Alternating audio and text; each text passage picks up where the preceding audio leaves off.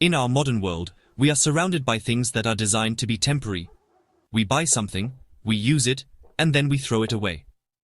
This cycle has become normal. But it was not always this way. There was a time when things were built to last for generations, using only what nature provided. This knowledge, born from necessity and observation, is a form of survival skill. It is a deep understanding of the natural world. One of the most remarkable of these forgotten skills is the art of making ordinary wood last for centuries. It is a powerful reminder that the best solutions are not always the newest, but often the ones that have been proven by time itself. Imagine walking through a dense northern forest. The air is damp, the ground is soft, and everything seems to be in a constant state of decay. Fungi and moisture are relentless, breaking down fallen trees and returning them to the soil. In such a place, how could our ancestors build homes, bridges, and tools that would endure? They did not have access to the chemical treatments we rely on today. Instead, they had something far more valuable: a profound connection with the forest. They understood the rhythms of the seasons, the life cycle of a tree, and how to work with nature, not against it, to create something of incredible strength and longevity. This ancient wisdom is not just a curious piece of history. It holds vital lessons for us today, especially for those interested in bushcraft, self-sufficiency, and building things that last. Learning how our ancestors transformed soft, vulnerable pine into a material as hard as stone is more than a practical skill. It is about reconnecting with a mindset of resilience and sustainability. It teaches us to look closely, to be patient, and to respect the materials we use. The secrets are still there, waiting in the quiet whispers of the old-growth forests and in the enduring structures that stand as a testament to this lost art. The process was not a single trick, but a series of carefully timed steps. Each part of the method had a specific purpose, working together to fundamentally change the wood's properties. It was a collaboration between the craftsperson and the natural elements: the cold of winter, the flowing water of a river, the gentle movement of air, and the transformative power of fire. This knowledge was common sense for centuries, passed down from one generation to the next. Now, as we seek more sustainable ways to live, it is time to rediscover this profound understanding of wood and bring its enduring magic back into our lives and our shelters. The northern forests of Scandinavia and Russia are places of stark beauty and immense challenges. For much of the year, they are cold, dark, and wet. The dominant trees, like pine and spruce, are softwoods. While they grow straight and are easy to work with, they are naturally susceptible to rot and insects. In an environment where dampness is a constant companion, an untreated pine log left on the ground would begin to decay within a few years. This presented a serious problem for the people who called these forests home. Their very survival depended on building structures that could withstand the harsh, relentless climate for decades, even centuries. They needed durable wood for everything. Their homes had to keep out the biting wind and heavy snow. Their fences had to contain livestock and protect gardens. The footbridges crossing swollen streams and boggy ground had to be safe and reliable year after year. Even their tools, boats, and everyday objects required wood that would not fail. Without the convenience of modern hardware stores and chemical preservatives, they had to find a solution using only the resources available to them. Their answer was not a single invention, but a deep and patient process that transformed the very nature of the wood they used. This challenge forced them to become master observers of their environment. They noticed which trees rotted quickly and which ones resisted decay. They paid attention to the seasons and how the trees changed throughout the year. They learned that a tree is not just a piece of timber, it is a living thing filled with sap, sugars, and starches. These substances are a feast for the fungi and insects that cause rot. The core of their solution was simple but brilliant. They had to get rid of the food source within the wood. This insight was the foundation of a method that would allow their buildings to stand strong against the forces of nature. Theirs was a world without shortcuts. Every step required patience and an understanding of natural processes. They could not simply coat the wood with a protective layer and hope for the best. They had to change the wood from the inside out, making it an uninviting and inhospitable material for the organisms that cause decay. This approach, born from the unforgiving conditions of the north, resulted in a building material of incredible resilience. The people of these lands did not conquer nature. They learned its secrets and applied them with skill and respect, creating a legacy of endurance written in timber. The entire process began with a crucial first step: choosing when to fell the tree. The ancient builders of the north knew that the time of year a tree was cut had a profound impact on the quality of the timber. They would only ever harvest their most important building logs in the dead of winter. This was not for convenience, it was a deliberate and scientific choice based on careful observation. During the cold, dark months, a tree enters a state of dormancy. Its growth stops, and its life force retreats deep into its roots. The sap, which is rich in sugars and starches, drains from the trunk and branches. By felling the tree in midwinter, they were harvesting the wood when it was at its driest, and contained the least amount of sugary sap. Cutting a tree in summer, when it is actively growing and full of sap, would be like inviting decay. The high sugar content would act as a powerful attractant for fungi, mold, and wood-boring insects. A summer-felled log is a ready-made meal for the forest's decomposers. In contrast, a winter-felled log is naturally less appealing. This simple act of timing was the first and most important step in a long chain of preservation, setting the stage for all the work that would follow. The selection of the tree itself was also done with great care. They looked for mature, slow-grown trees, often from the dense, shaded parts of the forest. These trees have tighter growth rings, which means the wood is denser and stronger from the very beginning. They would select a straight, healthy specimen, free from disease or damage. Once the chosen tree was felled during the coldest part of winter, it was not immediately processed. Instead, it was often left where it fell, or propped up against another tree for the rest of the winter. This allowed the extreme cold to freeze the remaining moisture within the wood cells, helping to break them down further. This act of winter felling demonstrates a deep ecological intelligence. It is a perfect example of using the natural cycles of the environment to one's advantage. The cold of winter was not an obstacle to be overcome. It was a powerful tool to be used. It was the first stage in cleaning the wood and preparing it for a long life.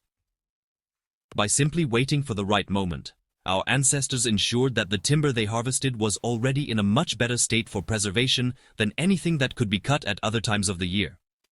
It was the foundation upon which all other steps were built.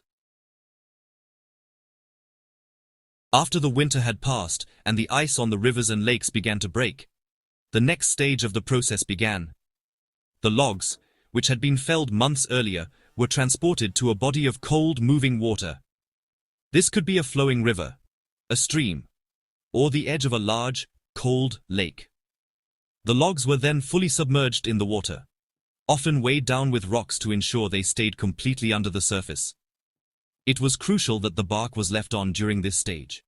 The bark acted as a protective layer, preventing the logs from cracking or becoming damaged while they soaked. This was not a quick rinse. The logs would be left in the cold water for a very long time, sometimes for a year or even longer. This extended soaking period served a vital purpose. The cold flowing water worked its way deep into the wood's structure, performing a kind of natural cleaning process. It slowly leached out the remaining soluble substances within the wood. Any leftover sap, sugars, and starches that were not removed by the winter dormancy were gradually washed away. This effectively removed the food source that rot-causing organisms depend on, making the wood far less attractive to them. The process did more than just remove unwanted substances. As the water flowed through the wood, it also carried tiny mineral particles with it. Over the long soaking period, these minerals would slowly be deposited into the wood's cellular structure. This had the effect of mineralizing the wood, making it harder and denser. The wood was, in a very slow and natural way, beginning to turn to stone. This is why a flowing river was often preferred over a stagnant pond. The constant movement of water was more effective at both leaching and depositing minerals. The cold temperature was also key. as it slowed down any potential bacterial action that might start to decay the wood during the soak. Leaving the bark on was a clever detail. The bark not only protected the log, but also acted like a semi-permeable membrane. It allowed water to slowly seep into the wood while preventing the log from becoming waterlogged too quickly, which could cause it to swell and crack. This patient, cold water bath was a transformative journey for the timber. It was a slow, gentle, but profound chemical and physical change, orchestrated using only the power of the river. When the logs were finally pulled from the water, they were fundamentally different from when they went in. They were cleaner, harder, and one step closer to becoming almost indestructible. Once the logs were retrieved from their long, cold bath, the next critical phase was drying. This was perhaps the most time-consuming part of the entire method, demanding immense patience. The water-saturated logs could not simply be left out in the sun or quickly dried by a large fire. Doing so would be disastrous. Rapid drying causes wood to crack, split, and warp as the outer layers shrink faster than the inner core. This would ruin the timber and undo all the careful work that had come before. The secret to this stage was to dry the wood as slowly and as evenly as possible. To achieve this, the logs were stacked in a special way. They were placed under some form of cover, like a simple open-sided shed, or within the airy eaves of a barn. This protected them from direct sunlight and rain, which could cause uneven drying or re-wetting. The logs were stacked with large gaps between them, often on top of stones or other supports to lift them off the damp ground.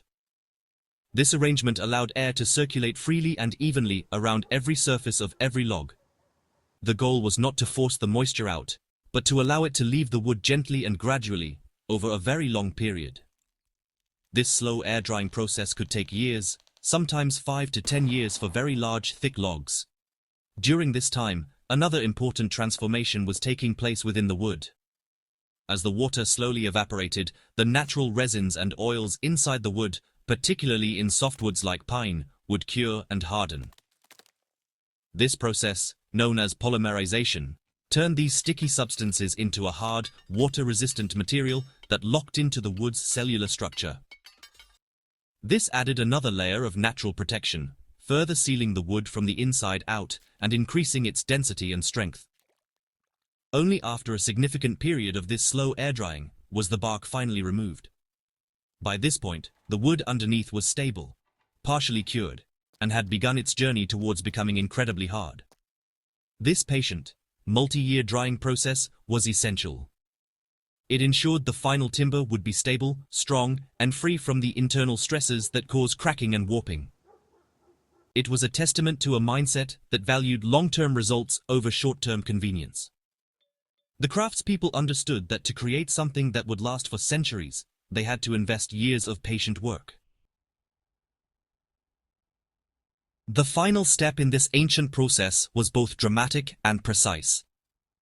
It involved using fire not to destroy, but to preserve.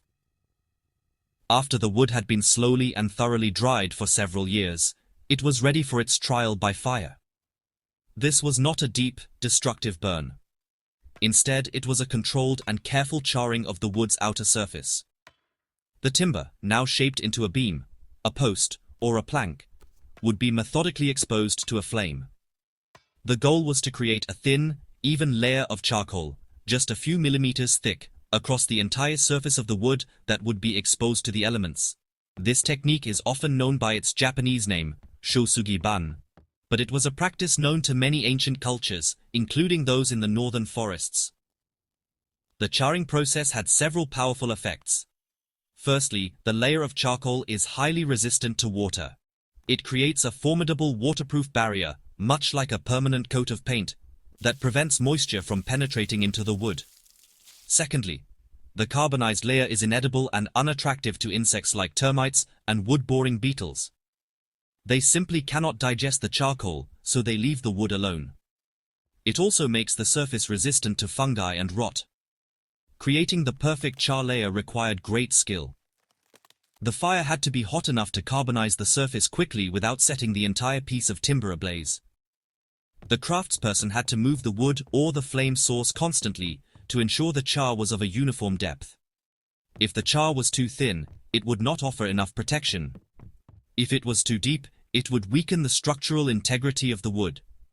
After charring, the piece was often doused with water to extinguish any embers, and the loose, sooty surface was scrubbed away with a stiff brush, leaving behind a hard, dark, and often beautifully textured finish. This final fiery seal completed the transformation. The wood had been prepared by winter's cold, cleansed by the river's water, hardened by the patient breath of the air, and was now protected by the power of fire. Each step had built upon the last, systematically removing the wood's weaknesses and enhancing its strengths. The result was a piece of timber that was almost inert. It was dense, mineralized, resin-cured, and sealed in a waterproof, insect-proof, and rot-proof carbon shell. It was no longer just wood, it was a new material, forged by the elements and ready to endure for centuries.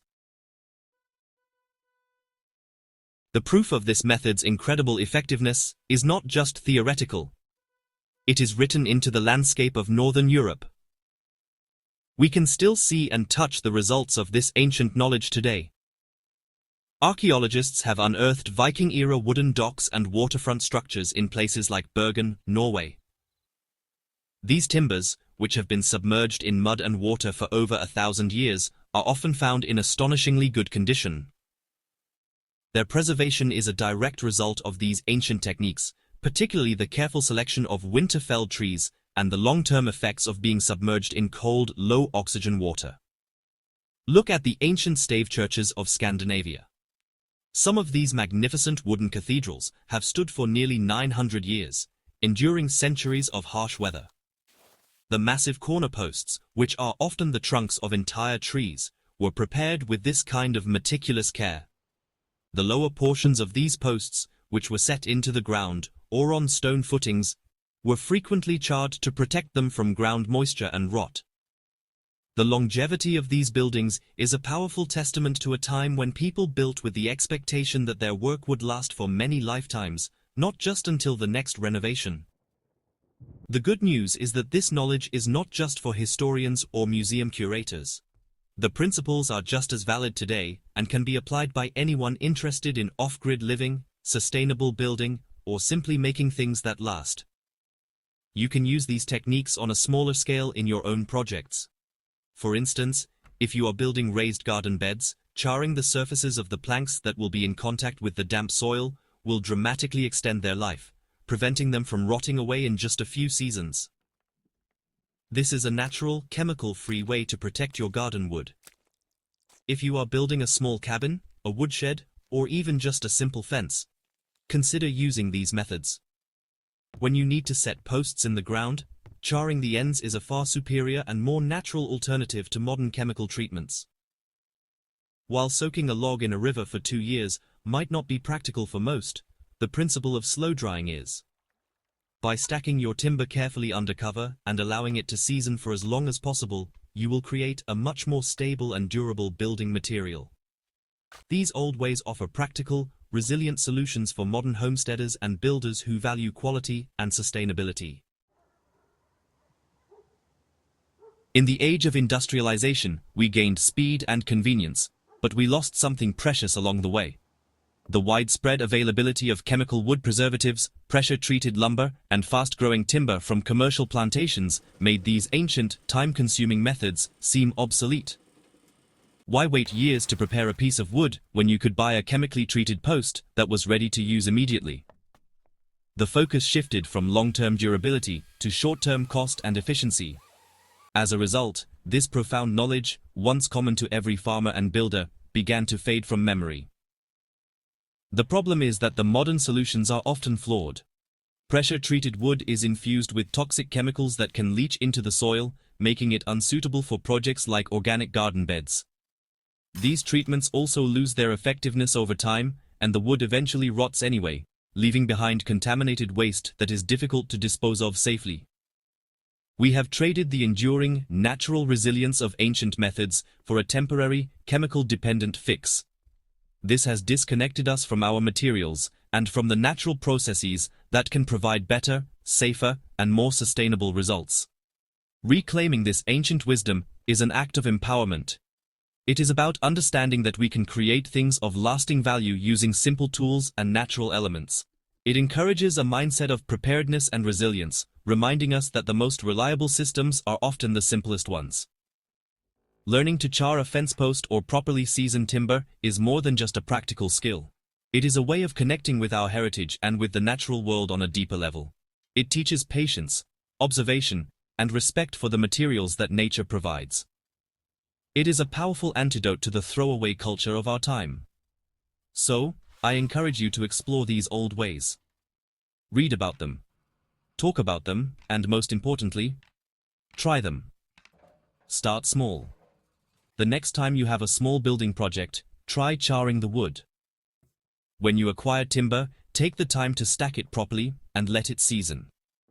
By practicing these skills, we keep them alive. We honor the ingenuity of our ancestors, and we equip ourselves with timeless knowledge that can help us build a more resilient and sustainable future.